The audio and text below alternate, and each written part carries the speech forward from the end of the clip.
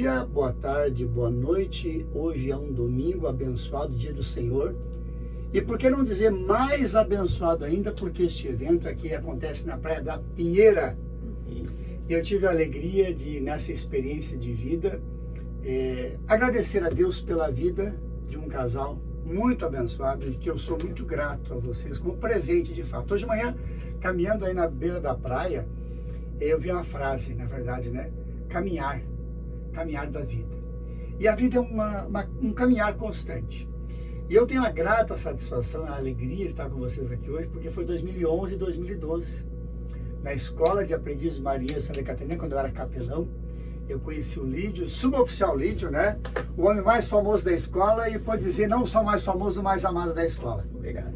Tu sabe, Lídio, que eu tive essa experiência de fazer parte, né? E nós tínhamos uma alegria lá, porque a minha capelania, o meu escritório, era do lado da tua oficina, né? Verdade. A gente se conversava bastante e tinha uma experiência de vida de respeito, de consideração, muito legal. E eu quero chamar a atenção aqui de uma coisa muito fundamental.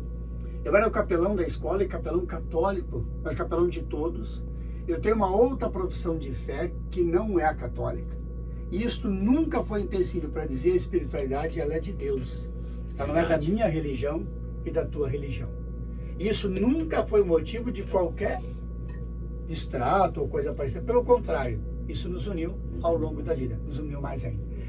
Então eu quero apresentar para vocês hoje, eu estou com Flávia e suboficial Lídio, o grande Lídio da escola, né? Depois eu vou contar um outro presente que eu ganhei da vida desse casal, por tantos anos que eu conheço vocês.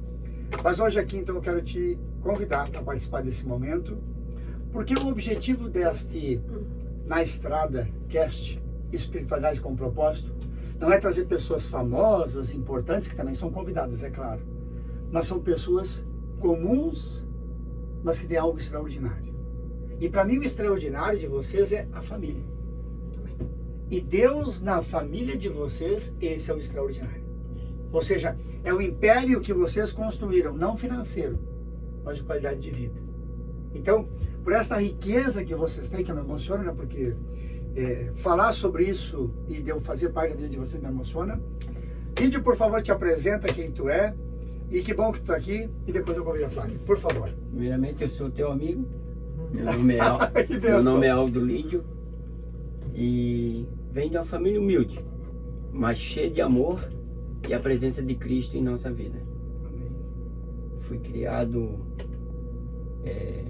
numa vida simples, um pai trabalhador, honesto e amigo, Ô, benção. que hoje não está entre nós. Justamente quando a gente se conheceu foi naquele trajeto que ele estava enfermo. Uhum. E que faz falta até hoje para nós. Com certeza. Eu fico abalado em falar nisso, mas tenho a honra de ser filho dele. Amém. O nome do pai? Lídio Manuel Joaquim da Silva. Lídio Manuel da Filha. Nós queremos honrar então esse pai amado. E o nome da mãe, como é que é? Catarina Lídia da Silva. Outra criatura abençoada que eu Abençoada. conheço também, é uma brincadeira incrível, uma pessoa cheia de vida e também eu acredito nessa espiritualidade maravilhosa dessa família que te abençoou e te trouxe até aqui. Por favor, Flávia, quem você é e quanto tempo tu conhece esse menino? Ixi. Então, meu nome é Flávia. Eu conheço o Aldo há mais de 30 anos. A gente já tem 33 anos para fazer de casados. Mas então ele tinha 10 anos quando tu conheceu esse guri? Não. Um pouquinho mais. Mas,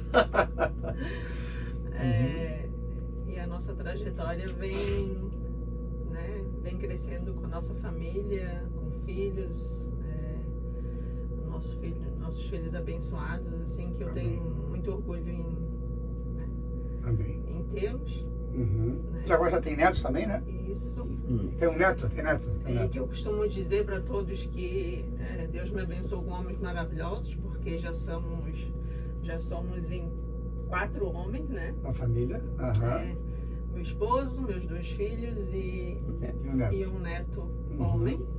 E Deus também me presenteou com 2 meninas que são minhas noras. Eu Uhum. considero elas como minhas filhas, sempre falei isso para elas. E penso que a nossa vida como família tem que ser assim. Deus acima de tudo, né? E que nós possamos mostrar para cada um deles o caminho, né? Ótimo. E vivermos em união. E uma coisa assim que eu tinha sempre em mente lá desde quando eu tive minha primeira gestação, né? Que os meus filhos pudessem ter uma coisa que eu sempre pensei assim, que eu não queria ter filhos só. A gente sabe que a gente cria filhos e os filhos são pro mundo, a gente fala, né? Claro. Porque eles não vão ficar no rabo da nossa saia, como a gente fala, né? Ao nosso redor. Mas que eles têm aquele vínculo de saudade de voltar para um lar, sabe? De querer estar junto com a gente, de sentar à mesa, de estar em família. Ótimo. E isso eu tenho assim uma emoção bem grande porque isso eu consegui. Conseguiu. Meus filhos, eles gostam e a gente sente isso, que eles gostam de estar junto com a gente, de participar realmente. Ótimo. E eu sou prova disso. O filhão tá aí, né? Que aliás eu quero falar sobre eles, né? Que é o William e a Maísa, do qual a primeira vez que eu fui na casa de vocês, enquanto na escola, a gente tava lembrando ontem, ele tinha 9, 10 anos, né? 9 anos. 9 anos. Foi a primeira vez que eu fui na casa de vocês como suboficial lá de Marinha. Eu fui como capelão fazer uma visita na família, que eu tinha esse hábito de fazer. E foi uma tarde abençoada, um café gostoso, foi muito bom estar lá com vocês. Conheci o William que tinha 9, 10 anos e o outro que já era campeão aí de remo aí em Santa Catarina. E depois, agora um ano e pouco atrás, eu fui surpreendido com este carinho, né? Da família de vocês como um todo, né? E de modo especial, assim, do William e da Maísa, por ser padrinho de casamento desses dois, do qual eu sou tenho muito orgulho desse convite, porque foi uma história de família que foi aproximando, por causa também a experiência de sofrimento naquele momento, né? E eu queria falar sobre isso. Tu disse uma frase quando eu cheguei aqui ontem sobre a honra do pai, honrar o pai. E essa frase para mim foi fundamental, e naquilo que eu falo sobre espiritualidade de família, você falou de honrar o teu pai. Fala um pouquinho para mim sobre isso, por favor. Que o meu pai, ele sempre ensinou assim que devemos cuidar da família. E ele deu exemplo disso. Como eu disse, a gente veio de uma família simples, a gente via momentos difíceis na vida que ele vibrava, mas sempre com aquele carinho, com aquele aconchego, e ele sempre nos ensinou uma palavra que Deus nos deixou também, honrar teu pai e tua mãe. E eu vejo que ele fez isso, e tudo que a gente faz para os nossos pais, Deus nos honra. Amém. Em dobro. Amém. Seja na vida espiritual, seja na vida material. Se fizer aqui para os seus pais, com carinho, amor, honrando eles, Deus honra. Amém. Com certeza. Com essa frase do Lídio, eu queria reforçar essa reflexão que ele faz.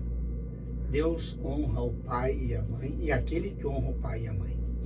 E você valoriza isso nesse momento, né? E como você disse, Flávia, o carinho dos filhos de retornarem ao lar, ou seja, voltar para casa. Tu não queria que os filhos fossem só apenas do mundo, sim, mas que eles tivessem saudade de voltar para o ambiente materno e paterno. Ou seja, junto, né? Querer estar junto com a família. Isso é extraordinário.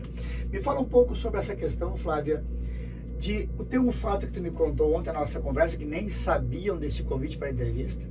Eu quero dizer que da minha alegria, porque Deus tem seus caminhos. No meu livro, na página 47, eu falo sobre coincidência e Deus incidência. Eu passei na BR, a Flávia estava trabalhando, aí eu disse que voltaria um outro dia, daí fui tomar café no meu afilhado, aí tu estava em casa à noite, eu não queria atrapalhar a tua oração, porque eu sei que no sábado à noite tu tinha a tua oração, eu não queria atrapalhar a oração. Aí o William disse que viria para cá voltar o carinho do pai e da mãe. Eu disse, para isso, tu vai voltar para casa, eu também vou lá. E aí no retorno para cá eu lembrei, puxa vida, é um casal que eu admiro, que eu conheço e quero bem, e que pode me falar sobre o testemunho da espiritualidade no berço familiar e também na vida. E tu comentou ontem quando eu chegava aqui de um fato de que o teu pai escutou tu responder para a esposa que tu não iria rezar com ela. Eu quero que tu me fale sobre esse fato aqui, para mim é fundamental. Que idade tu tinha? Eu deveria ter os meus... O Alcides devia ter uns uns 28. Uns 28 anos, olha só, então já faz uns 20 anos atrás, uns 28 anos atrás. Faz uns 30 anos. Há uns 30 anos atrás. E aí o que faz que aconteceu extraordinário ali? Eu estava no Rio de Janeiro, num período. Trabalhando na Marinha na época? Isso, e a Flávia estava em Florianópolis. Tá. Então eu vinha esporadicamente. Claro. E ela era evangélica e eu não. Ah. Eu estava fora. Aham. E tinha uma oração no monte. E ela queria ir, mas não queria ir sem a minha presença. Tá. Até para não gerar comentários. Claro. Aí quando eu cheguei do Rio, ela disse para mim, vamos no monte orar. O nome do monte? É Cambrela. Vamos no monte orar. Aí eu disse que vou para lá nada. Aqui vou coisa nenhuma. Aí o meu pai escutou, porque como tu bem conhece, a casa que eu tinha lá era no lado do terreno, extrema. Aí ele, Aldo, vem cá. Te chamou na xincha. Vai orar com tua esposa. Opa. Porque tu queria escutar aqui comentário, ela tá indo orar à noite lá no monte. Aí eu, sim senhor, pai, pode deixar que eu vou. Que bênção. Porque eu sempre obedeci meus pais. E lá houve uma revelação, uma visão de um cidadão Aham. me vendo de branco no meio de um pessoal e eu, incrédulo, eu disse, é mentira. Que Vim coisa. reclamando, ela é testemunha. Ah, tu me levou para lá para escutar uma mentirada? E passou 1 ano, 2 anos, e eu fazendo prova para sargento, ficando reserva. No 3º ano eu fui aprovado. Uhum. E o inusitado aconteceu que veio uma reflexão no momento certo. Ah. Houve uma inspeção de uniforme e a revelação lá, o cara me via de branco, no meio de um povo de branco, tal. Mas detalhadamente, botões e tudo. E quando eu estava lá, na formatura de Marinha, 1.200 homens de branco. Se eu disser para ti assim, eu escutei a voz, é mentira. Eu tive aquele pensamento forte assim, olha para o lado. E eu olhei, olha para o outro, eu olhei, olha para trás, daí eu já pensei que era voz. Eu disse, ô camarada, o que estás falando aí? Aí ele, olha para frente, Lídio. Aí eu olhei para frente, aí veio de novo aquele pensamento forte. Este está no meio de um povo de branco. Que é o que tinha sido revelado para ti naquele momento do monte. Aí eu chorei e os colegas disseram, o Lídio se emocionou porque está de branco, mas eles não sabiam a situação. Ou seja, tu teve uma experiência de oração e aqui vem o pai, né? Em primeiro lugar, a esposa que te convidou para fazer uma oração e tu, vou rezar nada. Então, a resistência do marido, muitas vezes, em que a esposa quer levar para a igreja, para Deus, e o marido é resistente, o Lídio era resistente. Ou seja, mas Deus... E aí eu fico perguntando no meu livro 47, Deus e Incidência, por que teu pai estaria ali naquele momento, naquela hora? Bastava, Lídio, o teu pai não estar ali naquele momento. Por isso que eu falo, tem coisas que a gente não consegue explicar. Tu consegue entender isso? O fato do teu pai estar ali e ter escutado dizendo que tu não iria, e ele te chamou como pai e disse, vai com a tua esposa. E aí tu, obediente à vontade do pai, que era aquele pai do céu, mas também o teu pai de carne, que disse, vai com a tua esposa. E aí tu, mantendo a tua resistência, mas o pai havia respeito ao pai. Respeito ao pai. Respeito ao pai, honrar teu pai. Tu foi com a tua esposa que te convidou para levar para o caminho de Deus. Isso. Lá no monte, tu teve a revelação que tu diz que o homem falou para ti que tu estaria no meio de branco. Um tempo depois, tu está na marinha, olha para o lado, para frente e para trás, ou seja, Deus, quando Ele quer falar com a gente, Ele fala. Quando a gente não quer escutar, Ele grita. Por aí. E como tu não queria escutar, Ele gritou na voz do teu pai, Lídio, vem cá, vai rezar com a tua esposa. Então, nesse momento, o Flávio vai te honrar muito, porque é o carinho da esposa, da mãe, que leva o homem para o caminho de Deus. Ou seja, a tua experiência de fé, e como foi lindo essa experiência tua, de saber a importância de Deus no teu casamento. E aí tu não desanimou. Convidou ele, podia não convidar, podia ser indiferente, mas não, a tua vontade de levar ele para o caminho de Deus também. E aí tu aceita e vai para lá. Que bênção extraordinária. E como é que foi na vida de vocês como casado, depois dessa experiência que tu foi lá, daí tu viu com relação a isso, a importância de Deus. Ainda agora, nesse momento, acabamos de sair do café da manhã e vocês fizeram oração, como fizeram ontem de noite também na janta. O teu guri ontem foi visitar o casal lá também, rezamos antes do café. Ou seja, como é que é essa presença de Deus na tua vida em família? Como é que foi isso ao longo da história de vocês? Daí, depois disso, eu ainda estava com o coração meio endurecido, né, para a palavra e tal. Não tinha entendido ainda, voltou não tinha entendido. Mas, no decorrer do tempo, aceitei Jesus como meu único salvador, sou evangélico, e sigo mediante a escritura, a Bíblia, porque a Bíblia é um livro. Claro. Se tiver ali, é um livro comum. Mas se tiver aberta, é Deus falando contigo. Aberta, você lendo, claro. E ela fala contigo todo dia de um jeito diferente. Claro. Então eu sigo ali, não sigo placas, mas a palavra de Deus. E é louvável que todos, ser humano, tenham um vínculo com Deus, porque Ele é o nosso Criador. Amém. Então eu vejo assim que a palavra de Deus na minha vida gera união na família, gera ajudar a educar os filhos e ensiná-los no caminho certo. E isso serve para o meu filho ensinar o meu neto e o neto um dia ensinar o meu bisneto. Creio eu assim, porque foi assim que eu fui criado. Tive um período fora dos caminhos de Deus, porque o ser humano ele erra. Bom era aprender com o erro dos outros, não com o nosso. Mas a gente às vezes bate com a cara na parede e acaba tem uma forma de aprender assim, né? Com o galo que recebeu na pancada. Mas eu agradeço a Deus pela oportunidade de me reconciliar com Ele, que agradeço Ele todo dia, e ao hall de amigos que Ele colocou em minha vida, porque na minha trajetória, não só na Marinha, né, mas eu tive muitas pessoas boas que Deus colocou na minha vida, me ajudou em momentos difíceis. Que bênção. Estou na frente de uma que no momento mais difícil da minha vida me ajudou emocionalmente, como tu sabe, ela sabe, na perda do meu pai, que foi uma das piores coisas da minha vida, porque ele era pai, amigo,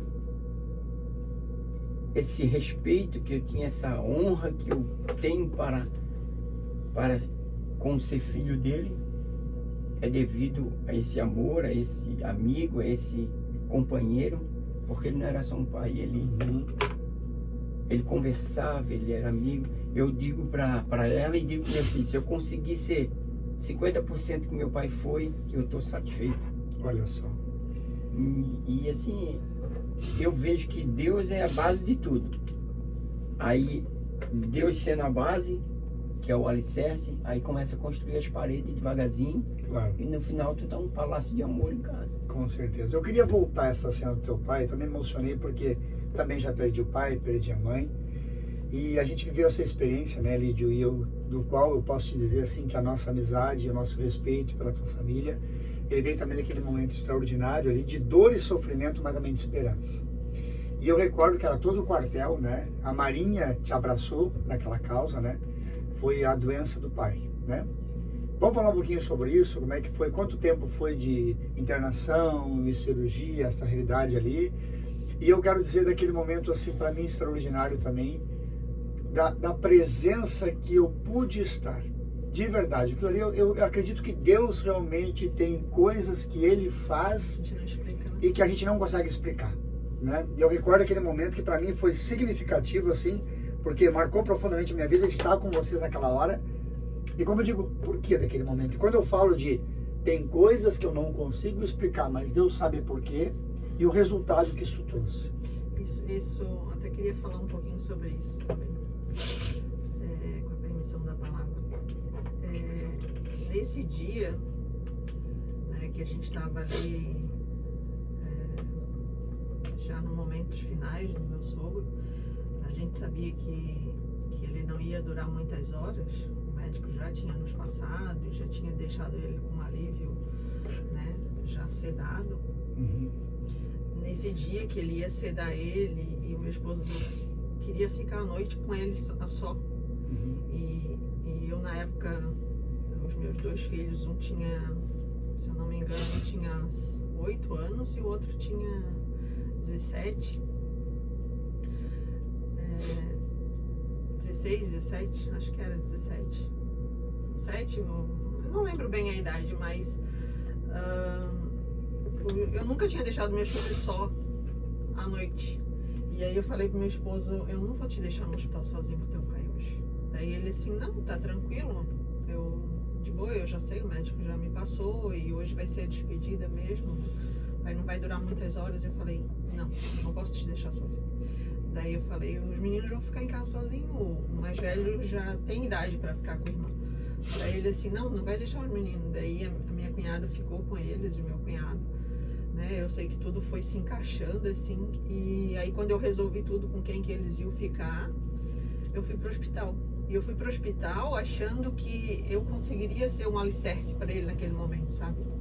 Que eu ia conseguir, tipo, nossa, perder o pai, a gente sabia que a gente já estava perdendo ele. E ele para mim também era como um pai, né? Eu participei dessa trajetória dele da doença, era eu que mais caminhava com ele também, dando assistência, porque era a única que tinha mais tempo na época, e eu trabalhava 2 vezes por semana só. Podia dar uma atenção aí. Podia dar uma atenção. E da família dele, na verdade, só ele dirigia, as irmãs dele não dirigiam, então era eu que fazia esse acompanhamento com ele, nos médicos e tudo. E a gente acha que a gente é forte, né? E aí eu fui ficar com ele, sabendo que aquilo ali ia só chegar o momento. E aquela noite foi muito sofrida. E a gente estava ali naquela agonia, e ele começou a realmente, né, começou a desfalecer. E eu não achava que eu ia conseguir dar um suporte para ele. E aí foi muito incrível, assim, porque quando tudo aconteceu, quando realmente ele partiu, né, que ele deu um fôlego lá de vida, assim, o meu esposo até falou que eu não lembro direito porque eu me emocionei, e eu que era para abraçá-lo e confortá-lo, eu que me desesperei. Ele disse que eu fiquei muito, como tu falou, muito eufórica pelo momento ali, desesperada, assim, porque da dor, e tipo, me colocando no lugar dele, né, como se fosse eu estivesse vivendo aquilo. E daí do nada, assim, quando a gente realmente, ele deu outro fôlego, do nada o Senhor surgiu naquele quarto. E isso era 5 horas da manhã, né? 5 da manhã, né? Eu cheguei às 5 da manhã. Era 5 horas da manhã, eu não acreditei, parecia que eu estava vendo uma visão, assim. A gente já tinha um vínculo, né? E aquilo ali nos fortaleceu, porque o Senhor veio com a sua sabedoria de palavra, nos confortando. O Senhor viu toda a nossa tristeza naquela despedida ali. E realmente, assim, eu creio que Deus, ele envia, né, os filhos dele na hora certa. Porque a gente não lhe ligou, a gente não passou para você o que estava acontecendo. E depois, né, meses depois, quando a gente conseguiu falar sobre esse assunto, você falou que Deus tinha lhe colocado o desejo de ir lá fazer uma visita, né, no hospital, e que teve até uma barreira para poder entrar no hospital, não queriam deixar entrar porque não era horário de visita, e que o senhor falou que o senhor, como capelão que o senhor era naquele momento, o senhor não precisa disso, né? Que o senhor tem um mandado de Deus, e eu creio realmente que foi Deus que lhe despertou para aquele momento, foi Deus que lhe levou até nós lá, porque Ele usa quem Ele quer na hora que Ele quer, do jeito que Ele quer, e nos dá o conforto dele, porque aquilo ali foi, o seu abraço foi um abraço de Deus para nossas vidas. Eu creio nisso. Então, Deus usa as pessoas dessa forma, né? E aquilo ali eu tenho guardado comigo, assim, que Deus, ele entende da nossa necessidade, e a gente não precisa pedir, a gente não precisa implorar para Deus nos dar um conforto. Ele leva Ele faz e acontece. E a gente não entende. Mas eu creio que isso tudo é provisão de Deus. E aquilo ali nos fortaleceu, nos deu assim, uma forma de encarar essa perda de um jeito que realmente assim, Deus nos abraçou, sabe? E aí é isso, assim. Eu acho que você tem uma missão aqui na Terra, como qualquer um de nós temos, né? Mas você como mensageiro da palavra de Deus, da sua religião, do seu jeito, Deus usa o Senhor da forma que Ele quer. E como usa qualquer um de nós. E eu creio assim que, independente do que cada um de nós esteja passando, às vezes não é aquela pessoa que tu ajudou, que tu compartilhou algo, que tu estendeu a mão, que vai lhe estender a mão naquele momento que tu precisa, mas Deus não vai deixar nunca algo passar em branco, sabe? Ele envia alguém que é um abraço de Deus realmente para a tua vida, sabe? Amém. Eu queria explicar um pouquinho para você que talvez não tenha entendido exatamente o que aconteceu e não estava previsto de verdade, Flávia, tu me surpreendeu. Eu não estava previsto falar sobre esse fato desse jeito, mas o que não é o Marcione em si, mas aquilo que ela destacou, e eu queria falar sobre isso, que é aquilo que nós acreditamos de verdade, que Deus age do jeito dele, da forma dele, como ele quer. Eu tenho clareza muito para mim que eu fui apenas um instrumento afinado nas mãos de Deus naquele momento. Com certeza. E tu disse, tu precisava, porque tu na tua cabeça, tu imaginou que tu seria o esteio para ele naquele momento, que tu estava bem. Mas tu percebeu que na verdade é o desespero, a dor tua também pelo sogro, que não era sogro, era com pai também para ti naquele momento, né? E olhem só, e isso é importante destacar. Gente, nós estamos falando de 5 horas da madrugada. Não foi 5 horas da tarde, foi 5 horas da madrugada. E eu recordo, e aí eu brinquei com o Lídio depois, né? Que quando eu fui entrar no hospital, porque não era a hora de visita de capelão às 5 horas, eu era capelão da escola, capelão padre da escola. Acordei de madrugada, 4h30 da madrugada, era relativamente perto do hospital, relativamente 20 minutos, né? E eu acordei de madrugada e vou para o hospital. Quer dizer, uma coisa doida. Literalmente, humanamente, não há explicação sobre isso. Eu podia ir no hospital às 9, 10, quer dizer, eu não sabia de nada, eu não liguei para ti nada. Sim. Eu simplesmente fui acordado de madrugada. Impulsionado, né? Às 4 Impulsionado até. Eu fui impulsionado às 4 da madrugada e ia para o hospital. Quer dizer, o que o capelão vai fazer às 5 horas? E tive um problema de barreira para entrar. E aí tu ainda brincou que eu ainda disse para ti, né? Quando eu cheguei lá, o cara, não hora de visita de capelão esta hora. E eu disse, não, mas eu preciso entrar, né? Qual foi a frase que eu brinquei contigo depois que o cara disse? Quem me mandou aqui é maior do que todos. É maior do que todos. Abriu a porta. Eu tive uma resistência muito grande, que a gente já conversou com o Heitor, o pastor Heitor, essa semana, das visitas, das capelanias, dos hospitais. Imagina 5 horas da manhã o capelão entrando no hospital e o porteiro, o pessoal da portaria, não queria deixar eu entrar. E eu disse, quem me mandou aqui é maior que todos nós. E eu entrei, às 5 da madrugada eu entrei no hospital e às 5h05 o pai veio a falecer. Ou seja, humanamente falando, eu não quero explicar isso, porque eu não sei explicar. Aquilo que está no meu livro, na página 47, é Deus e incidência. E como você disse, não é o Marcione, nossa, que maravilhoso, não tenho dúvida nenhuma disso. Não tem nada de Marcione especial aqui. O que tem é que você percebeu que naquele momento, Deus precisava carinhosamente de alguém que estivesse do lado de vocês para aquele momento. E se não fosse eu, ia ser o Fernando, o Cláudio, a Maria, qualquer. Mas eu estava disponível e me senti chamado, disponível para atender o que vocês precisavam, que nem eu sabia e nem vocês sabiam. E eu creio que essa tua frase ali pro porteiro lá, ela foi direcionada por Deus também. Ela não foi da tua convicção em si falar aquilo da boca para fora para ele poder abrir as portas para você entrar. Claro. Foi Deus assim te, sabe, colocando na sua mente o que precisava, porque Deus quando quer, acontece. Deus quando quer, acontece. Acontece. Essa frase que eu queria que você nos escutando entendesse aqui. Nenhum objetivo, nenhum propósito, tanto é verdade que não estava previsto de falar assim em detalhes, né? Eu te agradeço muito, Flávia, porque, de novo, Deus sabe todas as coisas. E talvez quando você estiver escutando isso daqui a uma semana, 15 dias, daqui a 2 meses, você vai perceber também na tua dúvida, que aliás a gente tem constantemente sobre isso, né, de Lídio. E aí a gente falou uma outra coisa antes sobre dúvida, vamos botar sobre essa dúvida aqui, né.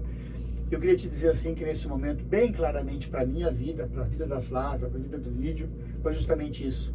Deus sabe de todas as coisas. Deus conhece o nosso coração, as nossas necessidades. E naquele momento, o que era importante é que tivesse alguém próximo a vocês, como um amigo que fosse o quê? Uma presença de amparo naquela situação. E eu apenas deixo bem claro isso. Eu simplesmente fui, aquilo que está no meu livro, eu fui instrumento afinado nas mãos de Deus. Só fui instrumento. E não adianta ser instrumento na mão de Deus, tem que ser instrumento afinado. Porque instrumento, violão sem corda é um instrumento. Mas violão com corda, né, tem que estar afinado, porque senão ele estraga. Então eu quero valorizar muito esse momento e sempre destacar isso. De fato, Deus sabe de todas as coisas e as nossas necessidades. Mas Marciano, quer ver um detalhe de um pai? O meu, o carinho que ele tinha para conosco, no leito de morte, eu chorando no lado dele, ele disse, não chora, meu filho. Ele estava consciente até o final, né? Uhum. Ele disse, não chora, meu filho, que está acontecendo o que eu pedi para Deus. Aí eu disse, mas pai pediu para ir embora, pai? Aí ele disse, não, meu filho, eu pedi para não perder mais um filho, porque tu tá chorando a perda do pai. O pai já perdeu pai, mãe, irmão, mas não tem dor nenhuma pior que perder um filho. E eu não queria passar mais por isso, que ele perdeu eu tinha um irmão mais novo, mais velho, quer dizer, sim, que ele perdeu, né? O menino dormiu e não acordou mais. Meu Deus. Então Você tava no ventre, né, amor? a família sofreu muito com isso. E ele, segundo ele pediu a Deus para que não visse mais um filho falecer. Meu Deus do céu. Olha aí, a dor de um pai, né, que enterra um filho. E ele tentando te confortar. Me confortar, ele expressou essa história dele. Aham, que bênção, então, assim, que maravilha. Era um pai. Amém. Amados, eu quero agradecer muito essa reflexão tua sobre isso, né? Para deixar assim bem claro pra gente, bem ter certeza. Quando você não tem certeza de como é que foi a ação de Deus naquele momento, e você não sabe como vai ser, pede. Pede que Deus dá certo, na forma certa, do jeito dele. Às vezes não é o jeito que nós entendemos, Sim. mas é o jeito que ele quer e que ele precisa. Eu queria destacar uma outra coisa aqui, de interessante, que tu me contou ontem. Tu disse que tu acredita que o teu curso de sargento tenha demorado mais tempo por causa da dúvida, né? E aí eu vou brincar contigo, tu não fica te impressionando aí, porque na verdade, na história da Bíblia, nós temos homens também que duvidaram de Deus, né? Moisés foi o teu antecessor. Isso. Ele não chegou na Terra Prometida, porque Deus, quando chamou Moisés para tirar o povo do Egito, Moisés diz, eu sou gago, chama meu irmão, que meu irmão fala melhor que eu. E ele duvidou, porque duvidou, ele não chegou na Terra Prometida. E tu demorou para ser sargento, porque Sim. tu também duvidava. Depois das Zacarias, quando disse, a tua mulher vai ser mãe, ele disse, capaz com essa idade agora? Agora eu não acredito mais. Ele não falou mais. E não falou mais depois que Isabel estava grávida, porque Zacarias também duvidou. Então tu pode ter certeza que tu vai só para a fila desses homens que duvidaram. E aí a gente, quando duvida das coisas de Deus, Deus não pune, mas Ele nos permite aprender com o tempo. E aí tu percebe como foi importante para ti, depois a promoção da tua vida, e depois as promoções vieram de forma extraordinária. Ou seja, promoções que tu nem esperava. Sim. Porque foram abençoando a tua vida, e aquele homem do café, que também foi uma outra visão, que tu ofereceu um café para a criatura, ele te bateu no ombro e disse, tu vai chegar tenente. Então a alegria da tua vida e da tua celebração, da tua história. Eu queria voltar a um tema aqui, Flávia, que a gente está falando sobre espiritualidade no mundo do trabalho. E hoje de manhã no café da manhã, aquele café maravilhoso, abençoado que nós tomamos juntos ali, a gente falava sobre algumas profissões específicas. Claro que toda profissão tem seus desafios. Mas tem me chamado a atenção de uma forma extraordinária, por exemplo, os militares, PMs, os brigadianos, que a gente costuma chamar aqui no Rio Grande do Sul, o desafio que os guardas municipais que trabalham com a violência constantemente. Que profissão tão difícil e tão necessária de espiritualidade para manter o foco. Uma outra profissão, os da saúde, os socorristas, pessoas que trabalham como enfermeiros, né? Tu trabalha em centro cirúrgico, ou seja, os profissionais que cuidam das pessoas doentes, porque não tem nada a ver com a minha família, não são pessoas da minha família. E aí o fato de você viver num ambiente de estresse, e ainda aberto a possíveis doenças, porque contágios, né? Mas todo cuidado é pouco, né? Depois eu brincava ainda uma outra profissão necessária tanto de espiritualidade, que é o magistério. E claro que cada profissão tem a sua necessidade, mas eu fico brincando assim, falando com muita seriedade, brincando para não magoar ninguém, né? Para dizer que essas são as melhores. Não, não. Mas são realmente profissões muito desafiadoras. Os da segurança, o pessoal da saúde, que constantemente vive com a morte, com o estresse, com a dor e o sofrimento, né? E o magistério. São profissões muito especiais que precisam tanto de carinho. Nessa tua dimensão, tu percebe essa realidade também lá no teu trabalho? Como é que tu vê isso? Então, eu não tinha falado, realmente a minha profissão é da saúde, eu trabalho em centro cirúrgico. O centro cirúrgico que eu trabalho a gente chama de porta aberta, né? Que ele atende acidentados da cidade inteira. A gente recebe, então, todo tipo de trauma, todo tipo de acidente, e isso a gente não é algo que a gente não tem assim, não tá na escala, né? Tu não sabe quem vai chegar, com que problema vai chegar até ti, né? Até você, para você resolver ali, né? Juntamente com toda a equipe, porque sozinhos a gente não faz nada, né? Na verdade, mas nessa convivência a gente percebe assim que o momento de estresse ele é grande, assim, porque a tua situação de receber alguém que está precisando de uma ajuda rápida, né, para a vida dela, salvar uma vida, precisa de estar com a equipe ali pontual, né? Mas a gente não está ali só como um mecanismo, né?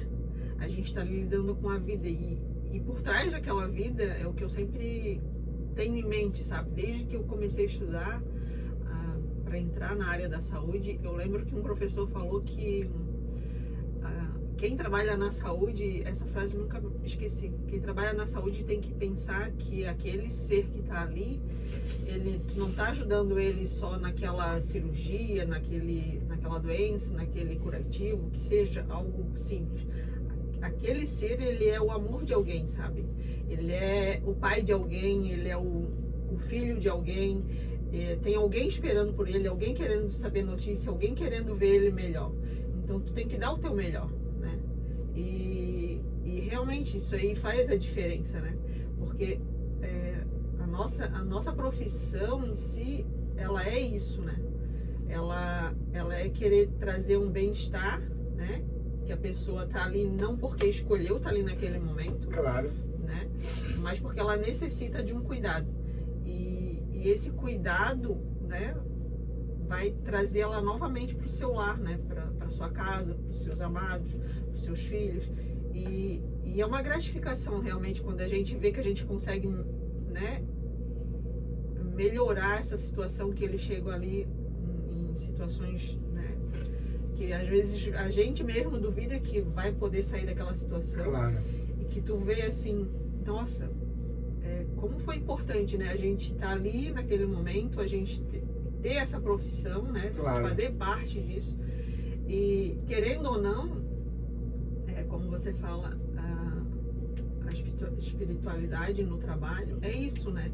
Tu pensar que Deus, ele quer te dar um bem-estar, né? Então, tu não é Deus, tu não pode fazer muito, né? Porque, né, quem somos nós perante Deus, mas ele nos capacita, né? E nos orienta e nos ensinou, né, perante a nossa profissão, como ajudar nessa situação.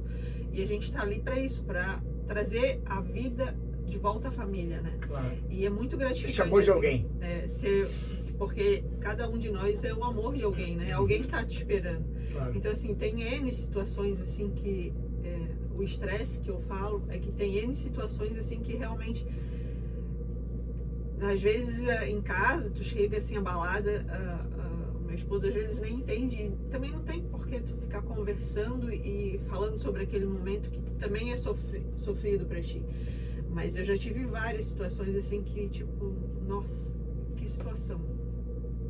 Uma delas me deixou muito chocada, porque assim, eu nunca tinha perdido nenhum paciente em sala, sabe? Sei. E eu instrumentando, a gente perdeu um paciente,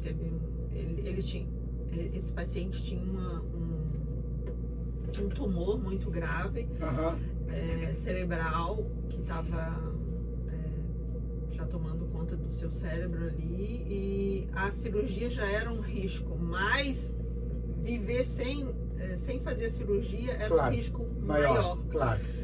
E tinha que fazer, então? Tinha que fazer. E era uma moça, ela assim, me chocou bastante, porque eu era instrumentadora desse dia, e foi eu que recebi ela, mas eu sabia que ela já estava internada há alguns dias para fazer a cirurgia.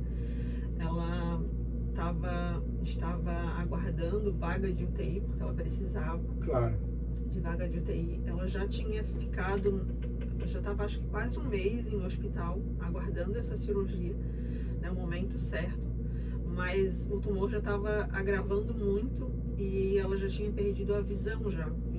Ela chegou no hospital com visão e ela já estava sem visão. E aí quando eu fui receber ela, a gente já sabia disso, e aí a gente conversa sempre com o paciente, pergunta o nome, o que vai fazer. E aí ela tinha um cabelo assim bem longo, sabe? E aí ela falou assim pra mim, moça. Aí eu falei, fala, querida, né? Perguntei o nome dela e o que ela ia fazer, se ela sabia o que ela estava fazendo no centro cirúrgico. Ela, sim, já tô aguardando. Ela contou toda a história dela assim, rapidinho, e falou, então, moça, já foi algumas vezes que foi suspensa a minha cirurgia, mas eu vou te pedir, como a minha cirurgia na cabeça, não deixa eu cortar meu cabelo. Eu falei assim pra ela, querida, não posso te prometer isso. A tua cirurgia realmente depende da área que for operada, precisar retirar uma parte do teu cabelo. E não liga, o cabelo ele cresce. O cabelo ele volta a crescer. Isso não vai ser o teu problema. Vai levar um tempo, mas bota na mão de Deus. E aí ela era nova, assim, sabe? E aí passa esse exemplo que eu vou dar, é que passa assim um turbilhão de coisas na nossa cabeça, né? Porque a gente é mãe, a gente também tem filho, né? E aí tu realmente é isso, né? Tu pensa assim, coloca no lugar do outro, ela é o amor de alguém, ela é né? Eu não sabia muita coisa dela, mas eu imaginei, nossa, ela é uma filha de 19 anos. Nossa, eu também tenho um filho.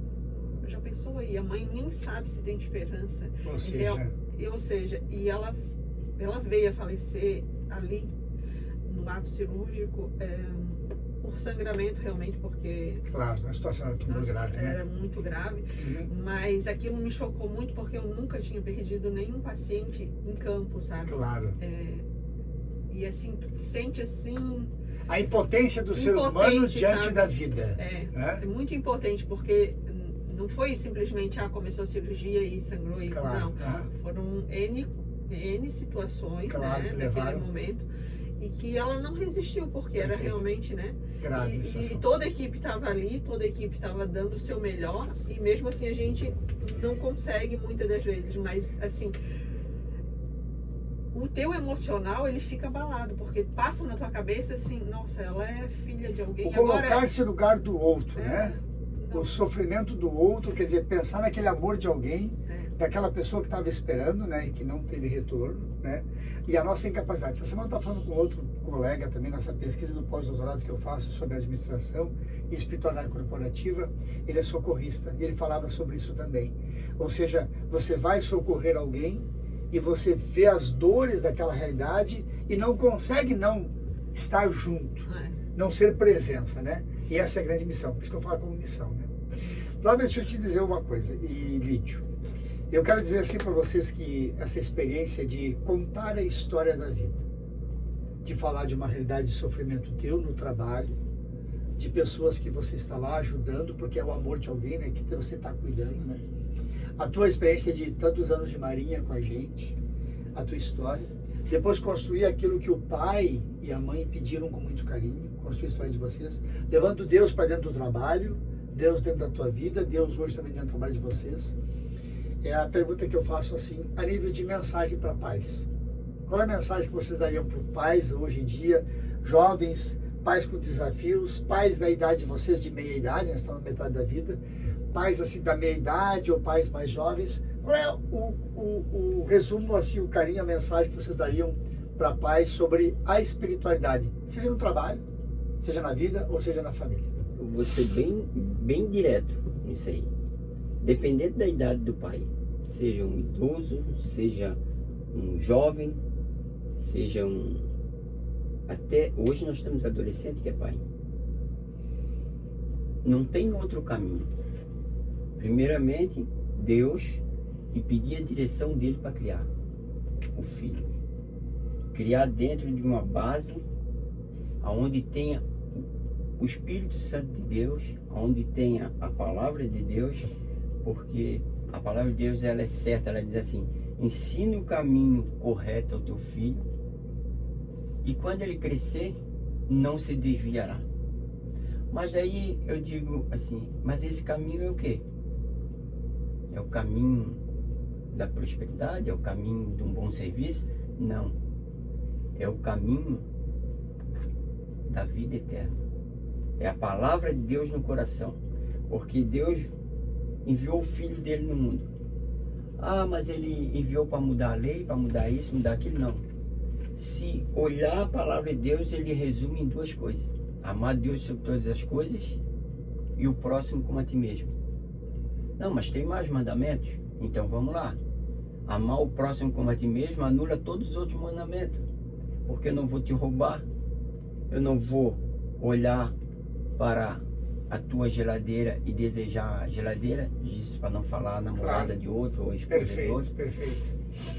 Então, se conseguir colocar o amor de Deus dentro de um ambiente familiar, tem 99% de dar tudo certo. De ser valorizado e ser feliz. Amém. Flávia. Eu concordo. É isso aí, Deus é a base de tudo, né? Isso foi na família de vocês, tem colocado em prática até agora e tem dado os resultados, tem colhido os resultados disso. Tenho colhido o resultado de 2 filhos abençoados que Deus me deu e um neto que é show, né? Amém. Amém. Neto faz alegria. Olha, de coração eu fico muito feliz com esse momento, e como a gente costumou dizer desde o início, de todos os trabalhos que a gente faz, essas entrevistas, é sempre isso, né? Ou seja, realidade simples, de uma vida simples, mas extraordinária. Porque o extraordinário é a ação de Deus no comum da vida. É um milagre a cada momento. E aí quando você fala do teu trabalho com relação às pessoas que você ajuda no campo lá na cirurgia, no centro, né, de centro elas nem cirúrgico. Nos conhece, né, nem sabe quem a gente é, mas cada um está fazendo a sua parte. Fazendo a sua parte, a sua missão de salvar vidas, de valorização da vida, né? Fazer com excelência, né? Fazer com qualidade, assim, com excelência, da melhor versão que a gente pode fazer. Poder botar a tua cabeça no travesseiro e dormir em paz, né? Porque tu deu o teu melhor naquele momento. Isso eu levo para minha vida, sabe? Eu não consigo fazer muita diferença sozinha, mas o que eu posso fazer, eu tenho que fazer, né? Amém. Tem que dar o meu melhor, né? Esse é o teu propósito. Esse é o meu propósito. Amém. Eu estou muito feliz por estar aqui com vocês, por essa amizade de longos anos, né? E recebi um presente de ser padrinho de casamento do filho de vocês, que começou uma história também bastante longa. A minha alegria por esse momento, e como eu disse para vocês assim, é o fato extraordinário do pai e de uma mãe que construíram uma família maravilhosa, que continua com essa vontade dos filhos voltar ao lar. Essa frase tua foi fantástica, Flávia, com relação a isso, né? Sim. Ou seja, a vontade dos filhos de voltar para o lar, de onde eles saíram, mas o carinho deles de voltar para casa. Que bênção com a gente à mesa, de estar junto com vocês. E são filhos jovens, né? Ou seja, são filhos jovens. O mais velho tem que idade? 33. 33. E o outro? Tem 23. 23, ou seja, são filhos jovens que também trazem as noras e o neto para o ambiente familiar. Obrigado a vocês de coração. Cadê o presente? Cadê o livro? Agradeço. Pega o livro para mim. Não fecha. Cadê o livro, por favor? Pega o livro. Eu quero presentear vocês minha gratidão por este momento, tá? Eu fiz o lançamento do livro aqui em Santa Catarina e vocês estavam se organizando para ir lá, mas como estava muito longe, eu disse, não, para que eu vou entregar pessoalmente o livro, tá bom? Mais uma vez, obrigado a vocês de coração. Eu que agradeço. Então, presente, Lídio, de verdade, tá, querido? Deus te abençoe muito, obrigadão por esse momento. Flávia, obrigado de verdade, que veio no teu coração, tá, guria? De coração, obrigado por esse momento. Como eu disse, tenho certeza que famílias, pessoas que vão escutar o nosso relato depois, vão vivenciar esta experiência que nós vivemos aqui hoje de manhã. Obrigado a vocês, meu abraço.